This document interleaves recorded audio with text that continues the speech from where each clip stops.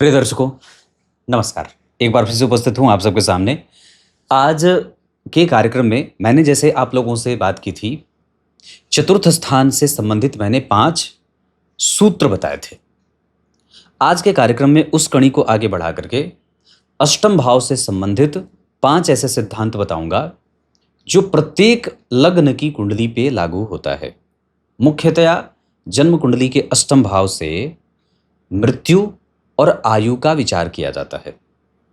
बहुत ध्यान से समझेंगे तो अष्टम भाव को लेकर के जो पहला सिद्धांत है, जो सभी कुंडलियों पे लागू होता है, कि अगर अष्टम भाव के अधिपति किसी भी तरीके से लग्न को देखते हों, तो ये स्वतः लग्नेश को भी देखते हों या लग्न को देखते हों, तो ये अपनी दशा अंतरदशा में मारक ग्रह की भांति या पूर्णतया मारकेश होकर के जातक के मृत्यु के कारण बनते हैं। क्या बात कही?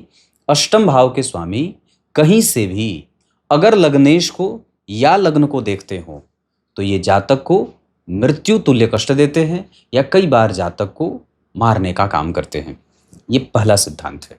अगर जन्म कुंडली में शनिदेव 6वें, 7वें और 8वें इन भावों के स्वामी बनते हों, बहुत ध्यान से समझिएगा, अगर जन्म कुंडली के शनिदेव 6ठे, 8वें और 7वें भाव के स्वामी बनते हों और अगर उनकी दृष्टि लग्न पे या लग्नेश पे पड़ रही हो, विशेषतया लग्नेश पे, जन्म कुंडली के 6ठे, 7वें और 8वें भाव के स्वामी अगर शनिदेव बनते हों और अगर वो लग्नेश को देख रहे होंगे, तो लग्नेश भी जातक की कुंडली के लिए मारक हो जाते हैं। कितनी बड़ी बात है ये और कितनी अजीब बात है। शनि ने जिसको देखा उसको भी मारक बना दिया। अब जातक क्या सोचेगा कि मुझे तो लग्नेश की दशा चल रही है, फिर शनि मुझे ऋण में, मेरा दाम्पत्य या मुझे मृत्यु क्यों दे रहा है? क्योंकि उसकी दृष्टि, शनि की दृष्टि लग्नेश पे है। इस वजह से ये शनिदेव उस लग्नेश को ही मारक बना देते हैं। ये दूसरा सिद्धांत था।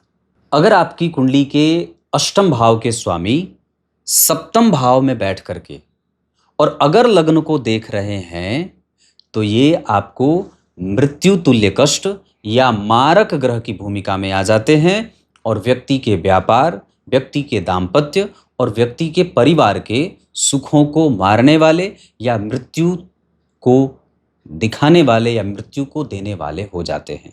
अष्टम भाव का स्वामी सप्तम में बैठा लग्न को देखेगा, तो ये जातक की कुंडली के लिए मारक ग्रह हो जाता है।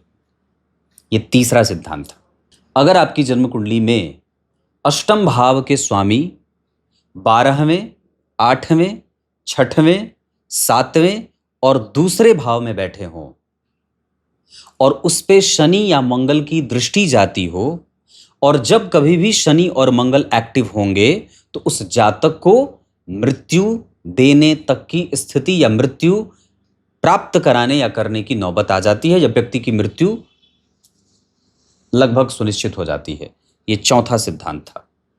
जन्म कुंडली के अष्टम भाव के स्वामी अगर आपकी कुंडली के चौथे भाव में बैठे हैं और अगर उस पे मंगल या शनि या राहु या केतु की दृष्टि है, तो ये चतुर्थ भाव की दशा को भी जातक के जीवन के लिए मानसिक अशांति और लंबा दुख देने वाला बना देते हैं।